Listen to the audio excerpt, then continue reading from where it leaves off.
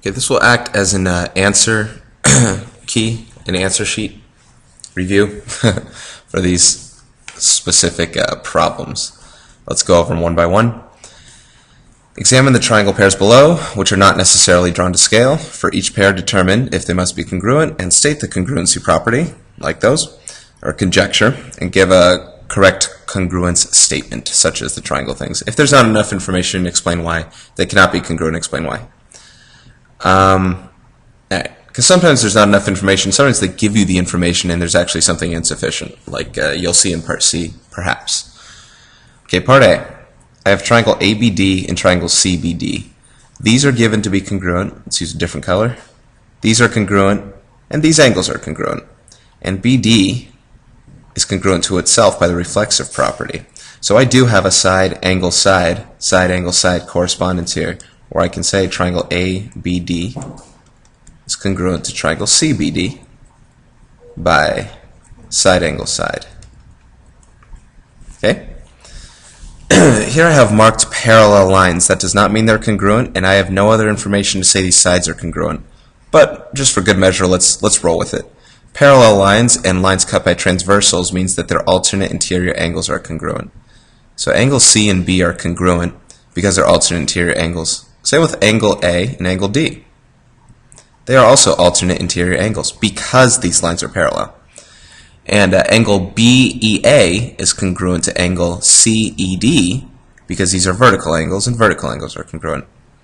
So these triangles all have congruent angles, which is, yay, good for them. But that does not say the triangles are congruent. I only say they're similar. I do not have enough information to say that these two triangles are congruent because I have no information about the sides. Even if these were right angles, I still have no information about the sides, which they're not right angles. This isn't drawn to scale. I'm just making sure you know that. So, not enough info. Why? No sides. Nothing to say about them. You need something. You need some sort of side to prove congruency. Otherwise, they're at most similar. Finally here, I have two different triangles, and you know all triangles add up to 180, so for the sake of math, here I know that angle F and C are congruent just because they're the same value. And here's segment BC congruent to segment FE. Now I could go ahead and do math and compute this third angle here. If these add up to 107, this last angle must be 73, I guess? 73 degrees, and same thing here, that's 73, and 62 plus 73 is 135, so this must be 45. So I do have corresponding congruent angles. Here's the problem. I'm sorry, there is no problem. I was going to say, not here's the problem. Here's the thing, though, that you have to look for. This measure angle is 62. This side length is 13. This angle measures 45. So this is angle, then side, then angle. 62, 13, 45. As long as those correspond correctly, 62, 13, 45, then you're in the clear. What if, although it's not this scenario, but what if the 13 was here? Just because I have 62, 45, 73 in both, and 13 in both, does not necessarily mean that they correspond. You can see this 13 applies to the segment between angle 62 and 45. Here it applies between 62 and 73. In this case, these triangles would not be congruent. Or, once again, not enough information, but they wouldn't be congruent because this side would not be 13 anymore. So just making sure you get that. But in this case, it is 13. Therefore, triangle ABC is congruent to, okay, A is 73, B is 45, C is 62. So I need 73, 45, 62, triangle DEF. By, I have angle side angle here. These guys with these guys. Alright, number 127. Kelly started the proof below to show that if segment TC is congruent to segment TM, I'll mark it as I see it, and AT bisects triangle CTM. What that means is this gives these congruent angle measures. Then CA is congruent to MA. So we want to prove these congruent. They're not given to be congruent though, so I won't actually mark it. I'm just making sure you understand that. Now this will be an important concept in general. We've talked about this extensively, but I still feel like not everyone has a full grasp at it. I'm going to prove that segments are congruent in two different triangles that I don't know are congruent. So you cannot prove that these are congruent if nothing's given by them, if it's not a reflexive property, and if you can't use Pythagorean theorem to show they're congruent, unless you can prove that triangles are congruent first.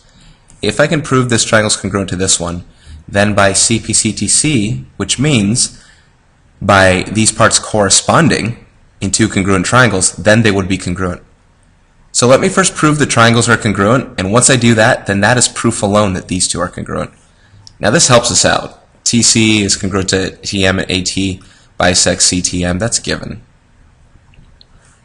Okay, definition of a bisector here would say if this bisects, if this bisects this angle, then these two angles are congruent. So that's where I'm going to mark here. Triangle or angle CTA is congruent to angle MTA. So that's the marking I did earlier, right here. That's the definition of a bisector. AT is congruent to itself by the reflexive property. Okay, now I have enough information to say by side, angle, side, these two triangles are congruent. So I can say triangle CTA is congruent to triangle MTA by the side, angle, side congruency conjecture. Now, that wasn't what we were trying to prove. We were trying to prove that CA is congruent to MA. So now I found out these triangles are congruent. Now keep in mind, once I do that, that means these are congruent, these are congruent, and these are congruent. Now keep in mind, the reason I was able to say that, like for instance, CA is congruent to MA, the thing we're trying to say, the reason I was able to do that is because I had enough proof to say these triangles must be the exact same because they have these in correspondence. Congruent pairs of sides, an angle following that are congruent, and another second congruent pair of sides following that. By side, angle, side, the triangles are congruent. If that's the case, the rest of the corresponding parts must also be congruent. So this and this must be congruent to each other. It's tough to keep talking about CP/CTC and sound redundant with it because I feel like I am. But we have to make sure that makes sense. And this says congruent triangles means congruent parts. We call it CP/CTC. Either way. ABCD is a parallelogram if A is 3, 4. Let's see. This didn't scan very well. 1, 2, 3, 1, 2, 3, negative 4. I'm sorry. Let's do that. There's A. B is 6, 2. 4, 5, 6, 1, 2. C is 4, 6. 1, 2, 3, 4. Okay, and there's no D. What are the possible locations of point D? Draw a graph and justify your answer.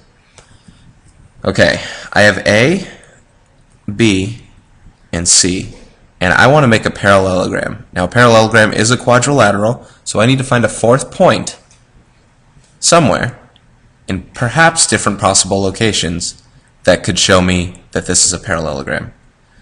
So the properties of a parallelogram, one of them specifically is that opposite sides must be parallel. So if I connect these now, just to start you off, and I'll make these a little bit darker, green but darker.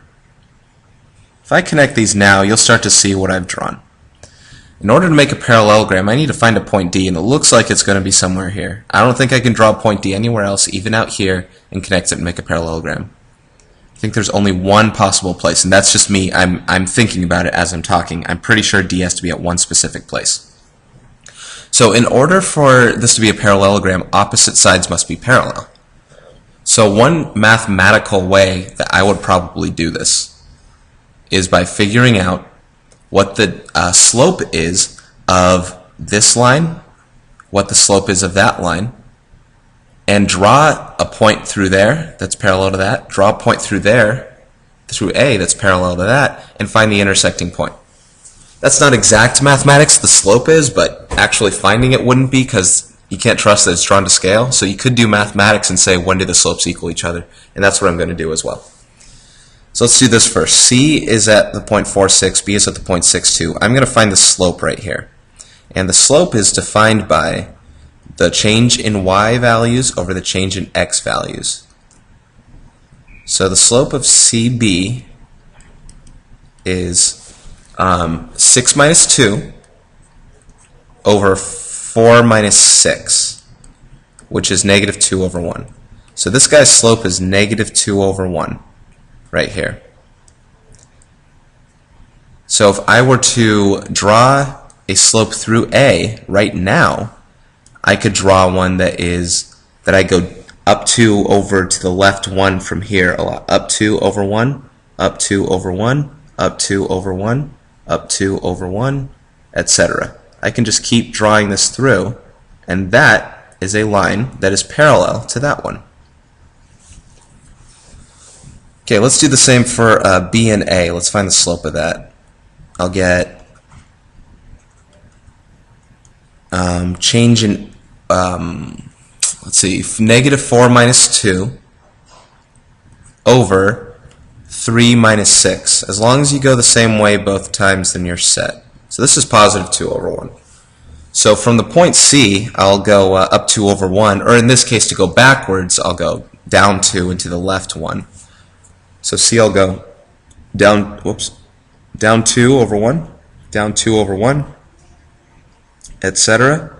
And I can keep going. I'll just keep going just to make sure you understand how lines work here. And voila, we find an intersecting point. And because the thing is drawn to scale, I actually would not mind if you did stop here and you found out where D could land. And that point is 1, 0. However, if you were to find this mathematically, there are a lot more steps you'd have to do. I found the slope of this line here, and here, by the way.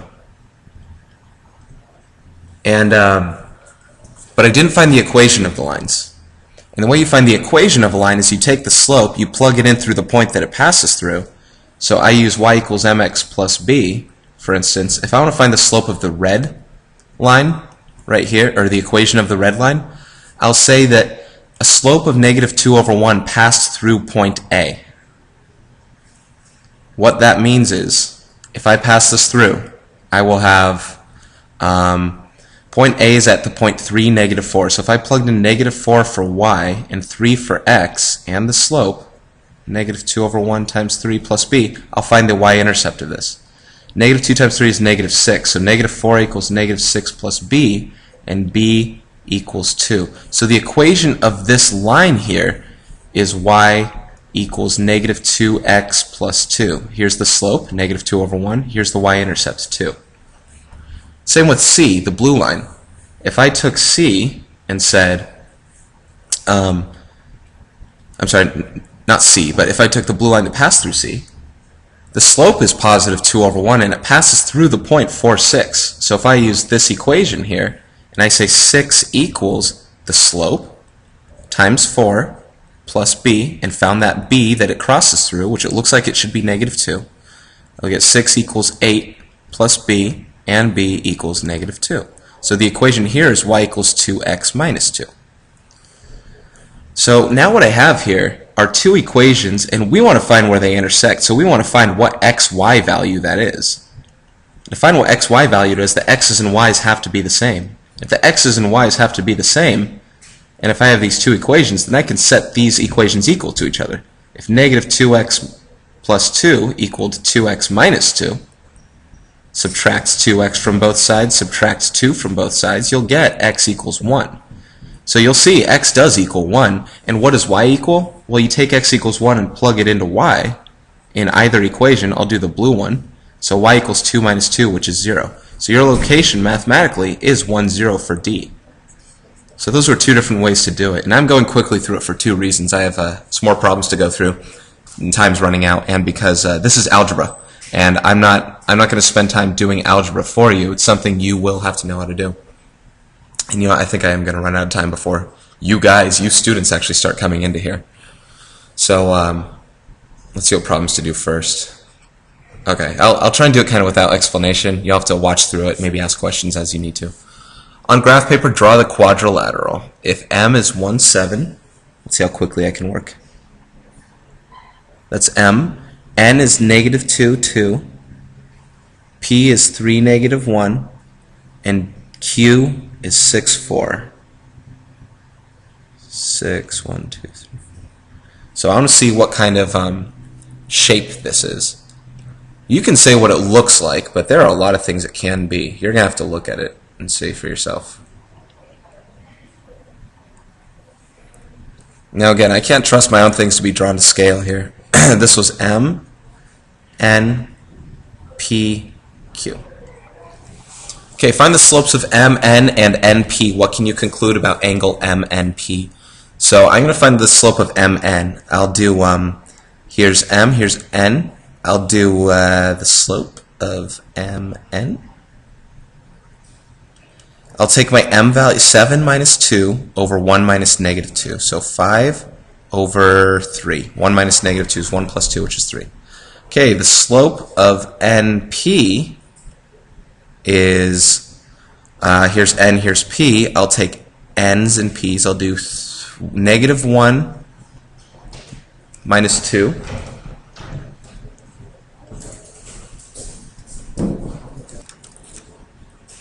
over, what was I, negative 1 minus 2 over 3 minus negative 2. So 3 minus negative 2 is 3 plus 2, which is 5. So this slope is negative 3 over 5. What can you conclude about angle MNP? Well, this slope and this slope, they are opposite reciprocals of one another. This one changed the sign, and they flipped the numbers. If they're opposite reciprocals, that means that they are perpendicular to each other. So these slopes make a right angle. So what can you conclude? It's a right angle, 90 degrees. Because they are opposite reciprocals of one another. That was part A. Okay.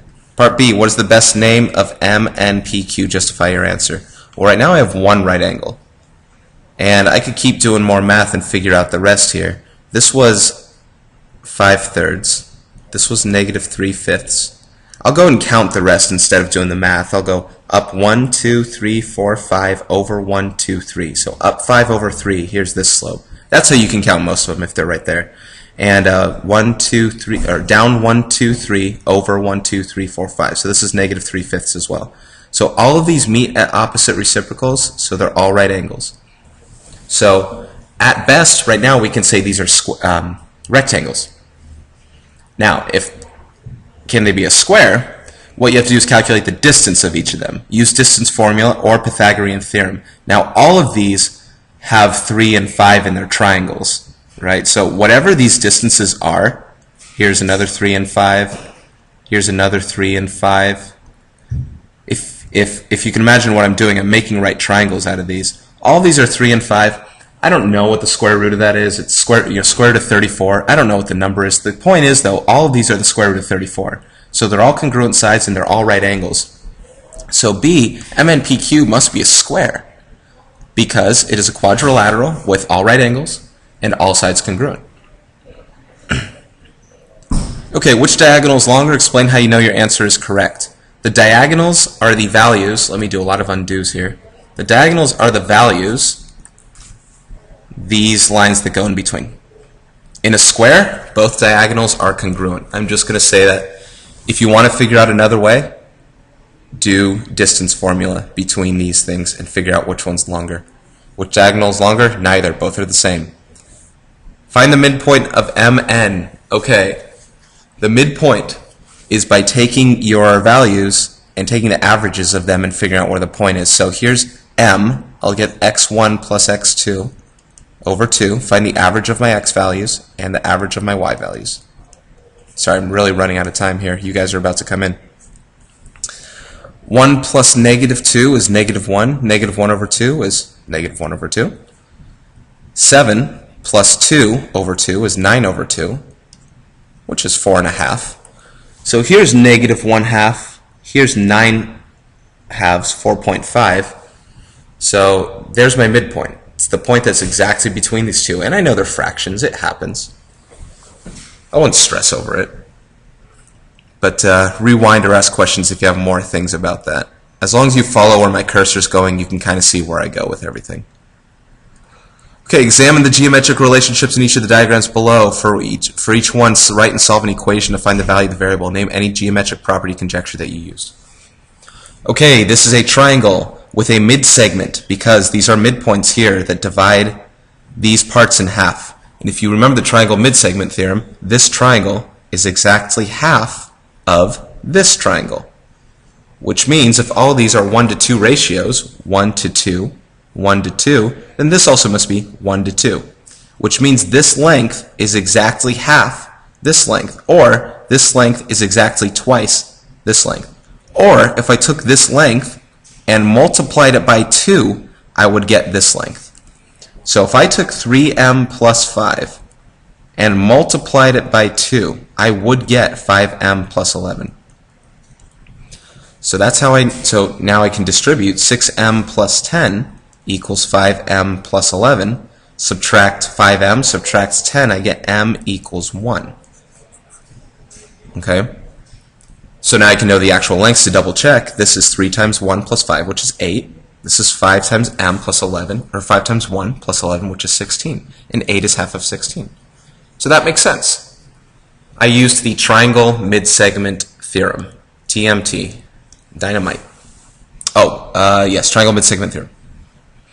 PQRS is a rhombus with perimeter 28 units. PR is 8 units. So this guy's 8. We didn't really talk about rhombi too much. I'm sorry, 8. This whole thing is 8. If the perimeter is 28, each side is exactly the same length, so it's 28 over 4. So these are all 7. The only thing I'd really talk about with a rhombus here, okay, we have to find, wait, what do we have to find? Oh, we have to find B right here, this length. So this is 8. A rhombus, the diagonals in rhombuses are perpendicular bisectors of each other. So this divides this in half and creates a right angle. This divides this in half and creates right angles. So these are all right angles, and these are congruent. So if this length was 8, half of it is 4. And this is 7. So if you can see this, this is a right triangle with one leg 4 and hypotenuse 7.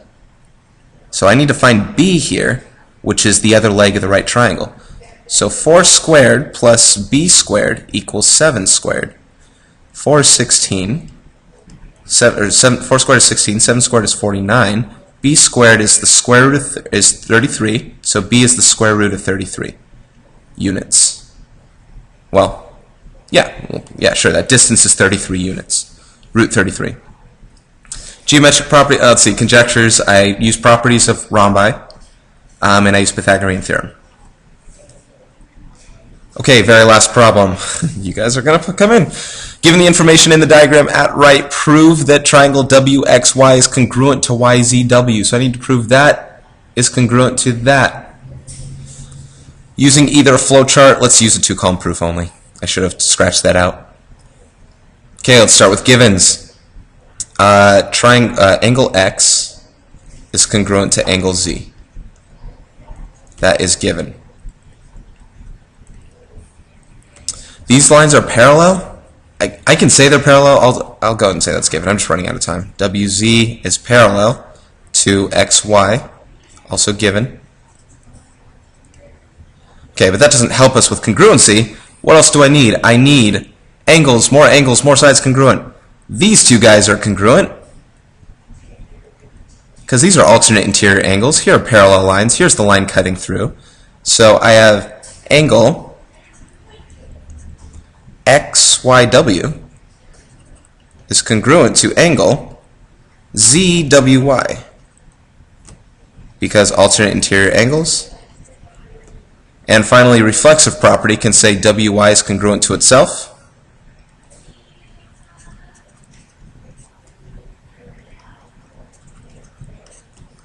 By the reflexive property. Okay, now I have angle, side, with angle, side. So, because of that, triangle WXY is congruent to triangle YZW by angle, side. Whew, I got through it. Okay, I did get through it. I know some of it was a rush job. I understand that. That's why this is a video that you can rewind and look through again. That's why it's going to be online where you can ask questions on it. By the way, this was assignment number 12. I will have that when I scan these and copy them for you. Okay? You guys are about to pile in. It is 8:19. So, ask questions. Otherwise, good luck.